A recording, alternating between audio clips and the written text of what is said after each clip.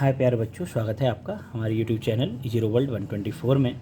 और हम इसमें कर रहे हैं क्लास 9th के चैप्टर सर्कल के क्वेश्चंस 5 या उससे पहले के हम कर चुके हैं। ये एक्सरसाइज 9.4 है न्यू एनसीईआरटी में, और उसका ये क्वेश्चन नंबर 6 है और ये इंपॉर्टेंट क्वेश्चन है। ज़रा इसका सॉल्यूशन भी देख लेते हैं क्या है।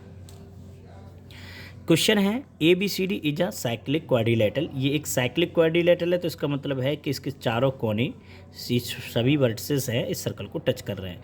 Whose diagonal intersect at point A. अब इसके जो डायगोनल हैं, एक डायगोनल ये है और एक डायगोनल ये है, ये दोनों एक दूसरे को E पॉइंट पर इंटरसेक्ट कर रहे हैं। एंगल BDC 70 डिग्री का है। VDC यानी ये 70 डिग्री का है। एंगल VAC ये वाला 30 डिग्री का है। आपसे एंगल BCD पूछा जा रहा है। VCD यानी ये पूरा एंगल पूछा जा रहा है। ये पूरा कितने डिग्री का होगा ये पूछा जा रहा है आपसे, ठीक है। और ये साइक्लिक क्वाड्रिलेटरल है, इतना ध्यान रखना है।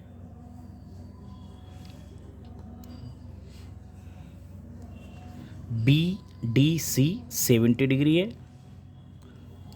और आपका VAC 30 डिग्री है।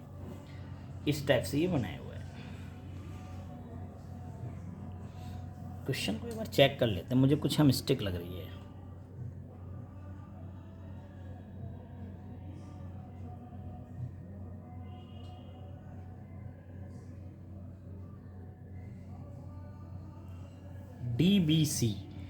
DBC सॉरी, ये गलत, मैंने कहा ना ये गलत है। DBC है ये यहाँ पर एंगल DBC 70 डिग्री का है। क्यों गलत था?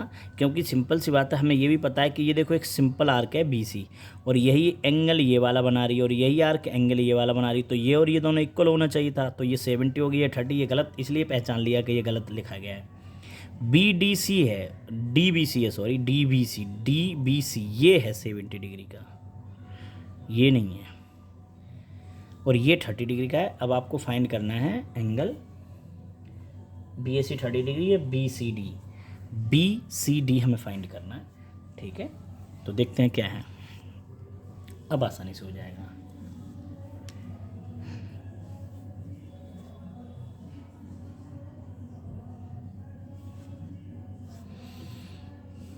ठीक है, अब देखो, अभी मैंने जो आपको बताया था, हमें पता है बाय सॉल्यूशन। देखते हैं,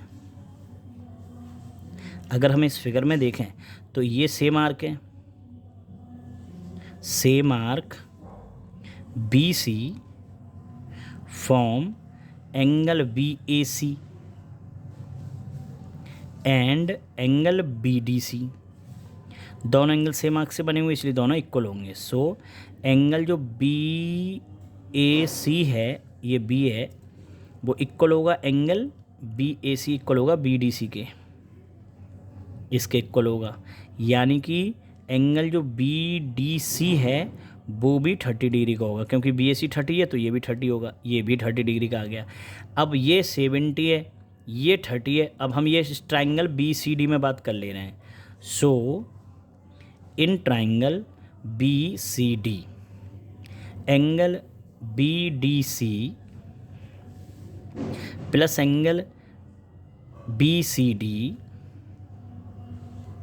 और प्लस एंगल DVC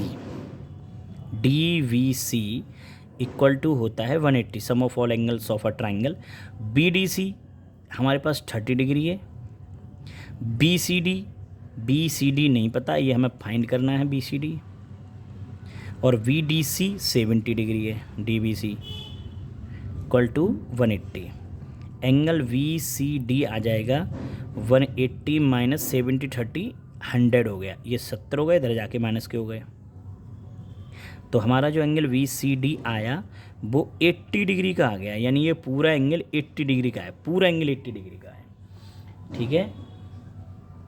अब ये तो हमने पता कर लिया है, यहाँ तक तो आंसर हमारा ख़त्म हो गया। जो BCD पूछा था वो तो हमारा आंसर आ गया 80 डिग्री का। अब ये कह रहे हैं कि फर्दर इफ़ AB यानी ये साइड जो AB है वो अगर इक्वल हो जाए इसके, तो कह रहे हैं फाइंड ECD।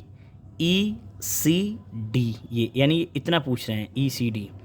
अब अगर ध्यान से देखो, अगर हम इस ट्रायंगल को देखें, इसको और इसको, और ये ट्रायंगल बन गया एक ए बी सी एक ट्रायंगल बन गया, और ये इक्वल है, तो इसका मतलब ये आइसोसेलेस ट्रायंगल बन गया। Now if A B equal to A C, then triangle A B C is an isosceles. तो ये आइसोसेलेस है, इसका मतलब है कि एंगल जो बी ए सी है, वी ए सी, वो इक्वल हो जाएगा एंगल ए सी बी के, यानी कि दोनों ही 30 डिग्री के हो जाएंगे। अगर ये 30 है तो ये भी 30 हो जाएगा। तो हमें बताना है ये वाला, बट जो एंगल ये पूरा जो था बी सी डी, वो 80 डिग्री का था, ये हम ऐसे ही छोड़ देते हैं क्वेश्चन बना के। और अब जो बी सी डी है, ये दो एंगलों से मिलकर बना है। कौन कौन से? एक तो ए सी बी से, और प्लस एक ई सी डी से। ई सी डी से इन दोनों का सम 180 है। ए सी बी की वैल्यू 30 है, ये हमें पता है, और हमें ये पता करना है ई सी डी। तो यहाँ कर लेते हैं थोड़ा सा, ये 30 इधर चला जाएगा, angle E C D equal to हो जाएगा 80 minus 30, angle E C D equal to हो जाएगा 50 डिग्री का। यानी अगर A B and B C equal है, तो फिर इतना वाला पार्ट, ये वाला जो एक्स है लास्ट में, वो 50 डिग्री का होगा। ये हो गया। अब बात करेंगे नेक्स्ट वीडियो में अगले क्वेश्चंस के लिए।